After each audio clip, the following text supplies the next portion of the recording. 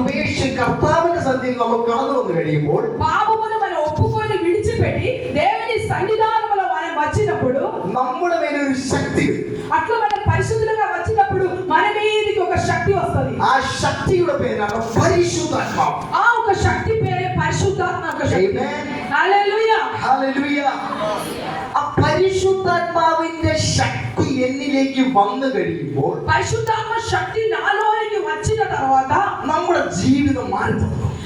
పరిశుద్ధాత్మ శక్తి మనలోనికి వచ్చిన తర్వాత మన జీవితంలో చాలా మార్పిడి జరుగుతుంది. ഞാനെന്ന് പറയുന്ന വ്യക്തി നേരത്തെ എങ്ങനെ ആയിരുന്നു, నేను అన్నటువంటి ఒక వ్యక్తి ముప్పటి ఏ విధంగా ఉన్నారో അങ്ങനെ ആയിരിക്കില്ല ക്രിസ്തുവിൽ ജനിച്ചു കഴിഞ്ഞ് പരിശുദ്ധാത്മാവിന്റെ ശക്തി കടന്നു വരുമ്പോൾ എന്റെ അകത്ത് ഉണ്ടാകുന്നത്. పరిశుద్ధాత్మ శక్తి మనలోనికి వచ్చినప్పుడు మనలో పాత జీవితం కాదు, ఒక కొత్త జీవితం మనలోనికి వస్తుంది. നിങ്ങൾ എന്റെ കൂടെ ഉണ്ടോ? మీరు నాతో పాటు ఉన్నారా?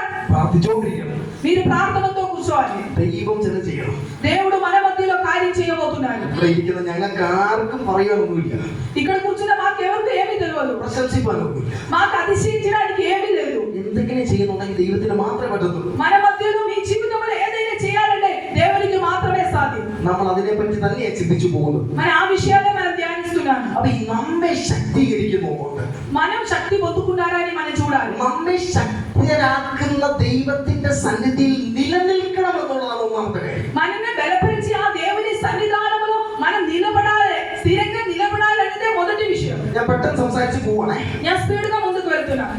അങ്ങനെ ഞാൻ നിലനിൽക്കണമെങ്കിൽ ఆ దేవుని సన్నిధానంలో స్థిరంగా నేను నిలబడాలంటే ഞാൻ വിശുദ്ധിയോടും నేను పరిశుద్ధత కలిగి വേർപാടോടും వేర్పరచబడిన స్థితిలో വിശ്വസ്തയോടും నమ్మకస్తులుగా കർത്താവിന്റെ സന്നിധിയിൽ നിൽക്കണം. దేవుని సన్నిధానంలో నేను నిలబడాలి. Amen. హల్లెలూయా.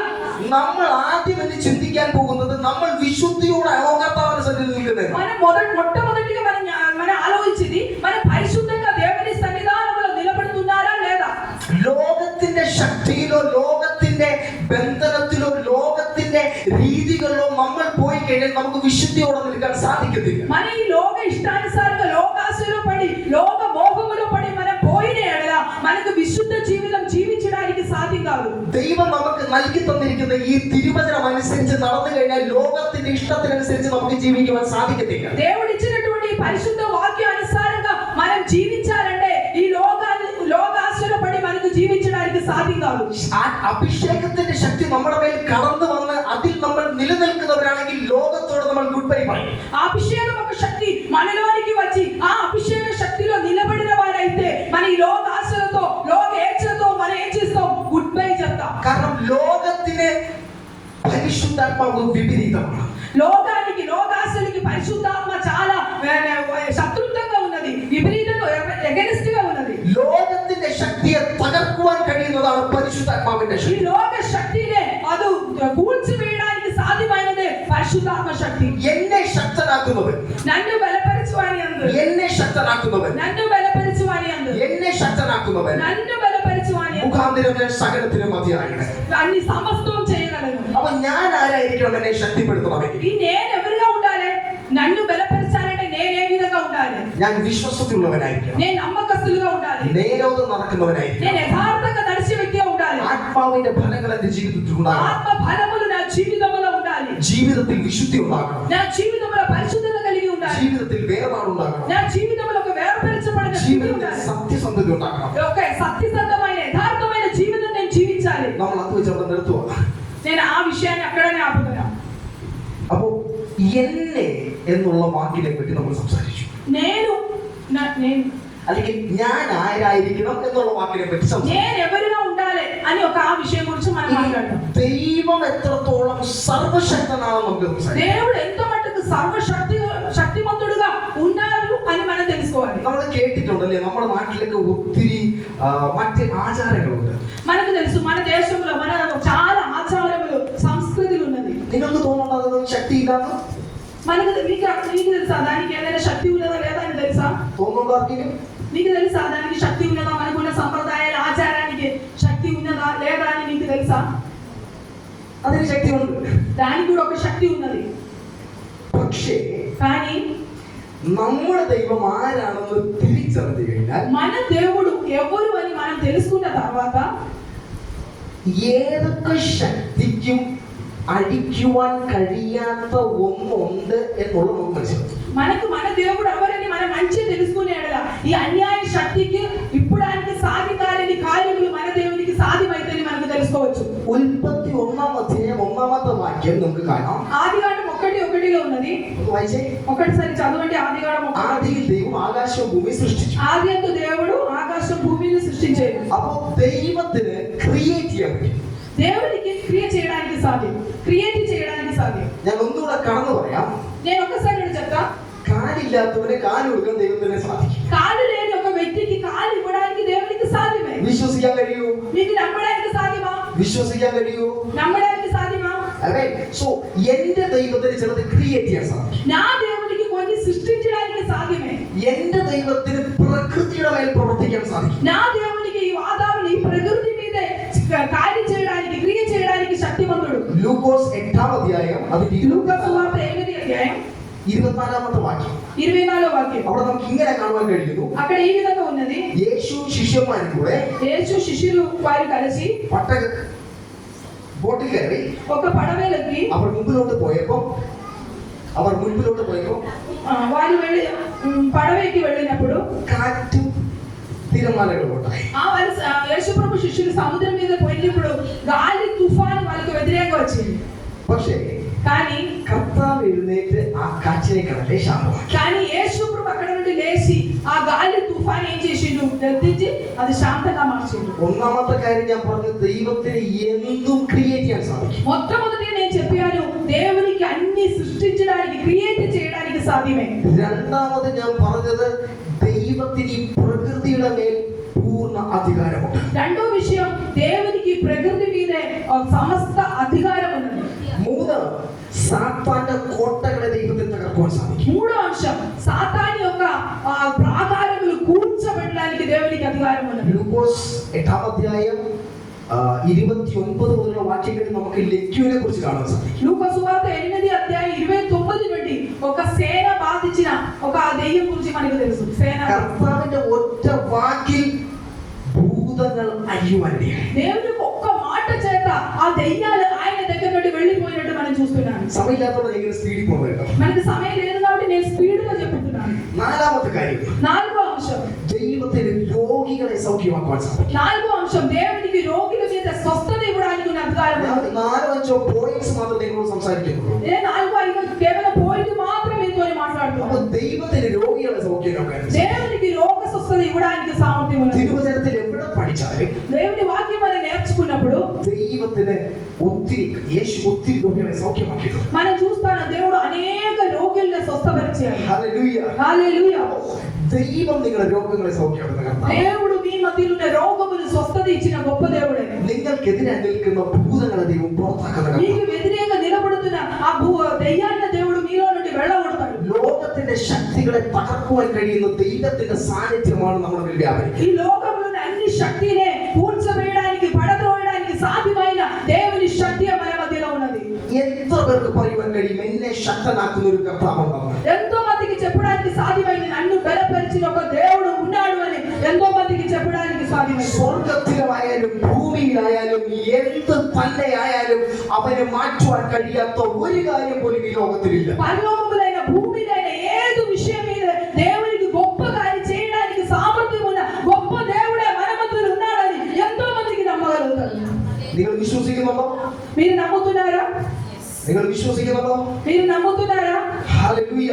హల్లెలూయా. ഹല്ലേലൂയ. హల్లెలూయా. പരിശുദ്ധാത്മാവ് നമ്മുടെ ഉള്ളിലേക്ക് കടന്നു വരുമ്പോൾ పరిశుద్ధాత్మ దేవుడు మనలోనికి వచ్చినప్పుడు തിരുവചനത്തിൽ ഇങ്ങനെ പറയുന്നു, അവൻ അത്ഭുത മന്ത്രി, ఆ దేవుని వాక్యములో ఉన్నది ఆయన అద్భుత మంత్రి, വീരനാം ദൈവം, వీరుడైన దేవుడు, നിത്യപിതാവ്, నిత్యుడకు తండ్రి, സമാധാന പ്രഭു. సమాధానకర్త. നമ്മുടെ ജീവിതത്തിൽ ആവശ്യമായിട്ടുള്ള ഏറ്റവും പ്രധാനപ്പെട്ട 4 കാര്യങ്ങളാണ്. మన జీవితంలో అత్యవసరమైన 4 విషయాలు నేను അത് നമ്മുടെ ജീവിതത്തിൽ അത്ഭുതങ്ങളെ ചെയ്യുന്ന കർത്താവാണ്. మన జీవితంలో అద్భుతం చేసే దేవుడు. നമ്മുടെ രോഗങ്ങളെ അവൻ മാറ്റുന്ന കർത്താവാണ്. మనకున్నటువంటి అనారోగ్యం తొలగించినటువంటి നമ്മുടെ ജീവിതത്തിൽ പ്രതികൂലങ്ങൾ വരുമ്പോൾ നമ്മോട് കൂടെ ഇറങ്ങി നിൽക്കുന്ന మన കർത്താവ്. జీవితంలో వ్యతిరేకతలు కష్టములు వచ్చినప్పుడు మనతో పాటు నిలబడుతున్న దేవుడు. അവൻ നമ്മെ ഓരോ ദിവസവും ശക്തീകരിക്കുന്ന കർത്താവാണ്. అనుదిన మన శక్తి కలిగిన దేవుడే మన దేవుడు. അവൻ എന്നെ ശക്തനാക്കുന്ന ദൈവം. నన్ను బలపరిచిన దేవుడు. എന്നെ ശക്തനാക്കുന്ന ദൈവം నన్ను బలపరిచిన దేవుడు മുഖാന്തിരം ఆ దేవుడు ద్వారా ഞാൻ സകലത്തിനും മതിയാകും. నేను సమస్తం చేయగలను. എന്റെ കയ്യിലൊന്നുമില്ല, എന്റെ കരങ്ങളിലൊന്നുമില്ല. నా చేతిలో ఏమీ లేదు. ഹല്ലേലൂയ. హల్లెలూయ. യോഹന്നാനും ആ മനുഷ്യന്റെ അടുത്ത് പോയിട്ട് പറഞ്ഞൊരു വാക്കുണ്ട്, എന്റെ കയ്യിലൊന്നുമില്ല, ഞങ്ങളുടെ കയ്യിലൊന്നുമില്ല, പക്ഷെ ഞങ്ങൾക്കുള്ള നിനക്ക് തരുക. పేతురు యోహాను ఆ గుడ్డి వ్యక్తితో ఏం చెప్తున్నారు? గుడ్డికాలు మా చేతిలో వెండి బంగారం ఏమీ లేదు, కానీ మా చేతిలో ఉన్నది నీకు ఇస్తున్నాను. హల్లెలూయ. ഞാൻ വളരെ ഓപ്പൺ ആയിട്ട് പറയാം, నేను చాలా తెరిచిన హృదయంతో మీతో చెప్తున్నాను. എന്റെ കയ്യിലൊന്നുമില്ല, నా చేతిలో ఏమీ లేదు, എന്റെ കയ്യിലൊന്നുമില്ല, నా చేతిలో ఏమీ లేదు. പക്ഷെ ഞാൻ വിശ്വസിക്കുന്നവൻ, എന്റെ അകത്തിരിക്കുന്നവനെ എല്ലാം, నేను నమ్ముతున్నటువంటి నా లోపల ఉన్న దేవుని చేతే అన్నీ ఉన్నది. അതുകൊണ്ട് ഞാൻ ഇങ്ങനെ വിശ്വസിച്ചുകൊണ്ട് പറയുന്നു, అలాగే నేను ఈ విధంగా విశ్వసించి నేను చెప్తున్నాను, എന്റെ അകത്തിരിക്കുന്നവന് കഴിയാത്തതായി ലോകത്തിൽ ഒന്നുമില്ല. నా లోపల ఉన్న వ్యక్తికి అసాధ్యమైనది ఈ లోకంలో ఏమీ లేదు. വിശ്വസിക്കാൻ കഴിയും നിങ്ങൾക്ക്? మీకు నమ్మడానికి సాధ్యమైతదా? നിങ്ങൾ പ്രാർത്ഥിക്കുമ്പോൾ രോഗികൾ സൗഖ്യമാകണം, మీరు ప్రార్థన చేసినప్పుడు రోగి స్వస్థత పొందాలి, നിങ്ങൾ പ്രാർത്ഥിക്കുമ്പോൾ ഭൂതങ്ങൾ അഴിയണം, మీరు ప్రార్థన చేసినప్పుడు దయ్యాలు వెళ్ళిపోవాలి, നിങ്ങൾ പ്രാർത്ഥിക്കുമ്പോൾ പലവിധമായ ഈ ദേശത്തെ എഫക്ട് ചെയ്യുന്ന പ്രശ്നങ്ങൾ മാറും. మీరు ప్రార్థన చేసినప్పుడు ఈ ప్రాంతంలో ఉన్నటువంటి దురాత్మ శక్తి ప్రాబ్లమ్స్ అన్ని ఇక్కడ నుండి వెళ్ళిపోవాలి. അതിനു വേണ്ടി ആത്മാവിന്റെ ശക്തി നിങ്ങളുടെ ജീവിതത്തിൽ വെളിപ്പെടണം. దానికోసం ఆత్మ యొక్క శక్తి మీ జీవితంలో బయలుపరచబడాలి. ഇന്ന് ഞാൻ സംസാരിക്കുന്നത് എനിക്കറിയാം വ്യക്തമായിട്ട് നിങ്ങളുടെ മേൽ പരിവർത്തിക്കുവാൻ വേണ്ടി പോകുന്ന ദൈവശക്തിയെ കുറിച്ചാണ്. నాకు ఈ మాట నేను ఇక్కడ మాట్లాడినప్పుడు నాకు క్లియర్ గా తెలుసు, మీ మీద అల్లాడించబోతున్న ఒక గొప్ప దేవుని శక్తి గురించి నేను తెలుసుకున్నాను. എന്റെ ശക്തി ഞാൻ നിങ്ങളിലേക്ക് പകരുന്നു ദിവസത്തിൽ പറയുന്നു. దేవుని వాక్యములో ఉన్నది, నా శక్తి నా బలం నేను నీ మీదకి అది కుమిరిస్తున్నానని దేవుని వాక్యం. എത്ര പേരൊന്ന് പകൽ വിശ്വസിക്കുന്നു? ఈ పగటి వేళ ఎంతో మంది నమ్ముతున్నారు. ദൈവത്തിന്റെ ശക്തി എന്റെ മേലൊന്ന് പൂർണ്ണമായിട്ട് പകരണമേ. ప్రభువా నీ శక్తి నా మీద ఒకసారి కుమరించు అని. ദൈവിക ശക്തി എന്റെ മേൽ പൂർണ്ണമായിട്ട് പകരണം. ప్రభువా నా మీద నీ శక్తి కుమరించు అని ఎంతో మంది కోరుకుంటున్నారు. ദൈവിക കൃപ എന്റെ മേൽ പൂർണ്ണമായിട്ട് దేవా నీ యొక్క కృప నా మీద కుమరించు అని ఎంతో మంది కోరుకుంటున్నారు. ഞാൻ ഒറ്റയ്ക്ക് ഇങ്ങനെ നടക്കുവാനല്ല, ప్రభువా నేను ఈ విధంగా ఒంటరిగా నడవడానికి కాదు, എന്റെ ഇഷ്ടത്തിന് മുൻപിലോട്ട് പോകുവാനല്ല, నా చిత్తానుసారంగా నా ఇష్టానుసారంగా ముందుకు వెళ్ళడానికి కాదు. അങ്ങയുടെ ശബ്ദം കേട്ട്, దేవా నీ యొక్క స్వరం విని, അങ്ങ് പറയുന്നത് കേട്ട്, నీ చెప్పిన మాట విని, അങ്ങ് ఆഗ്രഹിക്കുന്ന രീതിയിൽ నీ కోరుకున్న రీతిలో സകലതും ചെയ്യുവാൻ నీ చిత్తానుసారంగా అన్ని చేయడం. ഞാൻ എന്നെ തന്നെ സമർപ്പിക്കുന്നു എന്ന് പറയുന്ന എത്ര പേർ? ప్రభువా నేను నన్ను సమర్పిస్తున్నాను చెప్పడానికి సాధ్యమైన వారు ఎంతో మంది കാര്യങ്ങളുടെ സ്ഥാനത്ത് എഴുന്നേറ്റ് നിൽക്കാം. అట్లా చెప్పడానికి సాధ్యమైన వారు ఒకసారి లేచి నిలబడండి. കാര്യങ്ങളുടെ സ്ഥാനത്ത് എഴുന്നേറ്റ് നിൽക്കാം.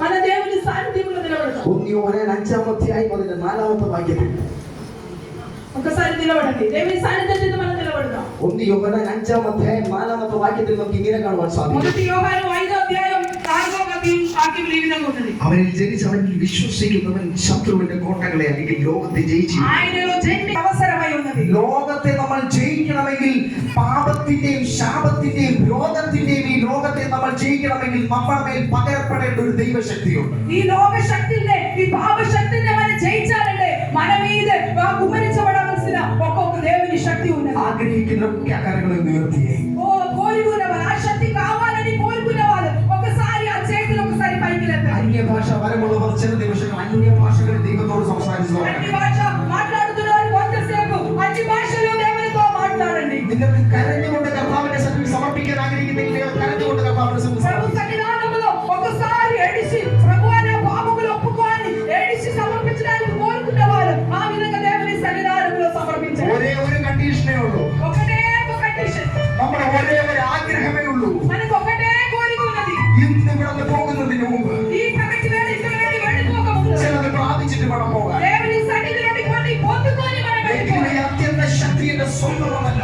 దేవుని పౌడిగా పెట్ట ఆ శక్తి నా సొంతం కాదు. ദൈവം തന്ന ദാനമാണ്. అది దేవుడిచ్చిన దానమే. ఒకసారి సమర్పించి ప్రార్థన ചില നിമിഷങ്ങൾ അതലകളെ మన నోరు తెరిచి దేవుని హారతి దేవునితో ప్రార్థన അഭിഷേകത്തിന്റെ ശക്തി വ്യാപരിക്കട്ടെ. ఆ అభిషేకం ఒక శక్తి దేవా నాకు కావాలి. ఆ పరిశుద్ధాత్మ శక్తి నాకు కావాలి. അഭിഷേകത്തിന്റെ ശക്തി വ്യാപരിക്കട്ടെ. దేవా అభిషేక శక్తి ఇక్కడ కుమరించబడాలి. ആഗ്രഹിക്കുന്നവർ ചില നിമിഷങ്ങൾ ദൈവത്തോട് സംസാരിച്ചു തുടങ്ങി. కోరుకునేవారు దేవునితో మాట్లాడండి. കർത്താവ് എന്നിലേക്ക് പകരണമേ എന്ന് പറഞ്ഞു തുടങ്ങി. ప్రభువా నా మీద ఆ శక్తి కుమరించమని దేవుని దేవుని